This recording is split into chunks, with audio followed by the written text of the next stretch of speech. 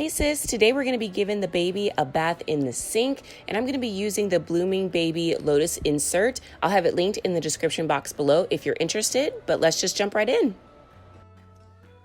First, you're going to want to clean your sink. I feel like that's pretty obvious, but I'm going to state it just in case.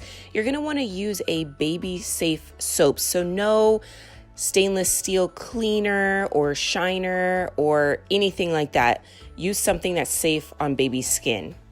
Today I'm just using Dawn dish soap. The second step is to prepare your supplies beforehand. Your towel, the baby's clothes, the washcloth, all of these things you can see in my Newborn Essentials Baby on a Budget video, and I'll have that linked in the description below. Now let's get this water going. It can be a little tricky figuring out what temperature to put the water at, but test it on your forearm or your elbow to make sure that the water is not too hot. Now I'm going to add the Blooming Baby Lotus bath insert, and I'm going to adjust the pedals so that it's going to be the most comfortable for the baby. The part where his head's going to go, I'm going to want that pedal to be all the way forward, so just adjust those if you need to. Here's a little tricky part. You're going to need to constantly be checking the water depth. You can see me peeking behind the pedals and pushing down on the middle of the flower here, because when the baby gets in, I don't want all the water to spill out. So I'm pushing it down to make sure that the water is not too high and I spill water all over the kitchen floor. It's a little bit of a mental math, but I've done this several times, and I have figured out exactly how much water needs to be in the sink to make sure that I don't have a big mess on my hands. Okay, now I'm checking the water temperature one more time, this time with my elbow, and then I'm just gonna add the cutest little baby in the world to that water.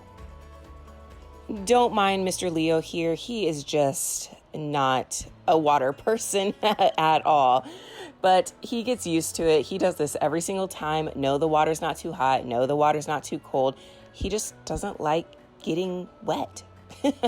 I'm just adjusting the pedals a little bit here and a little bit there to make sure that he can lay there comfortably. Now let's get to actually cleaning this sweet little baby. First, you're going to want to start with cleaning their eyes so gently, and do not use soap. I'm just using a warm washcloth, and I'm taking my finger inside the washcloth and wiping from the inside out. Same thing with his ears. I'm being so gentle and just using my finger with the towel and cleaning the inside of his ears and the rest of his face. Now let's get to washing his hair and his many chins. I do have some soap on my face cloth now, but to get underneath all of his chins, I am actually using my fingers to get behind his ears and under his chin into his neck, because if you have a spitty baby like I do, they can get some spit up underneath their chin and in their neck and behind their ears, and it's just disgusting. You want to make sure that you are scrubbing really good in those areas. To wash his hair, I have a little bit of soap in his hair. I'm tilting him forward and scrubbing with my baby brush to make sure that I can get rid of any cradle cap if he's starting to get cradle cap. Okay, there we go. There we go.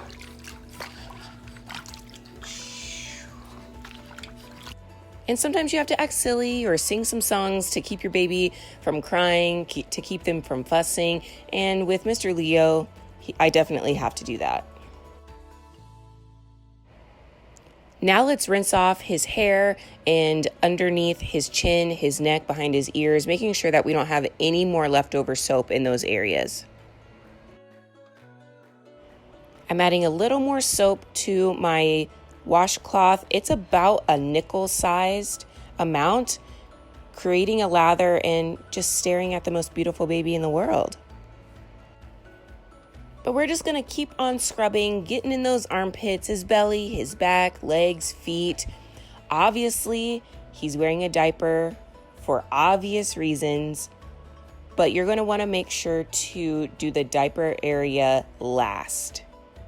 Bonus tip is if they start to slip a little bit using the Blossom Baby Lotus flower, that you can grab both sides of the flower and pull them up just a little bit if you see that they're starting to sink down a little too far.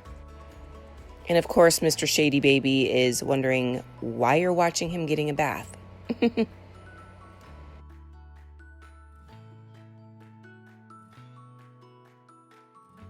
Okay, now it's time to get him out of the tub, and you can see how I have the towel positioned on my body, but make sure that you have a good hold of that baby because they are slippery.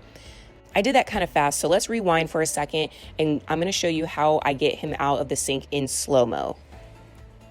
I have the towel tucked underneath my chin. Then I'm going to pull him out of the sink nice and easy, having a good grip on him, bringing him up to my chest and shoulder area, and then flipping the bottom part, the bottom half of that towel up over him, just like that.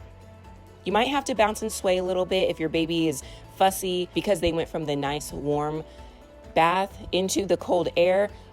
Leo's kind of honestly happy to be out of the bath, so he's not fussing too much, but you might have to bounce and sway to comfort your baby. And please, please, please do not try to dry your baby off while you're standing up, while you're holding your baby. You're going to want to lay them down to dry them.